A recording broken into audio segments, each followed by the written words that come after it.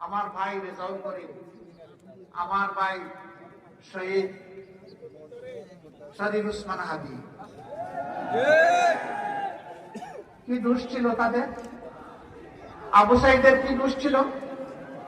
যেই ছেলেটি দাবি আদায়ের জন্য রাস্তায় এসে বলেছিল, হয় আমার অধিকার দে, না হয় আমাকে একটা গুলি দে, লাগা পেতে বলেছিল বুকের ভিতরে তুমুল ঝড়, বুক পেতেছি গুলি কর।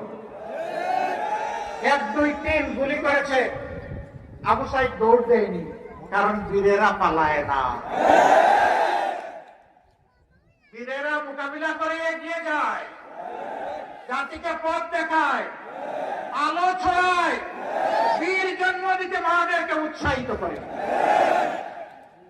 মহান প্রভুর দরবারে দোয়া করে, আল্লাহ বাংলাদেশের মায়েদের পেটে সাধারণ সন্তান নয়, প্রত্যেকটি মায়ের গর্ভে তুমি বীর জন্ম দিয়ে দাও।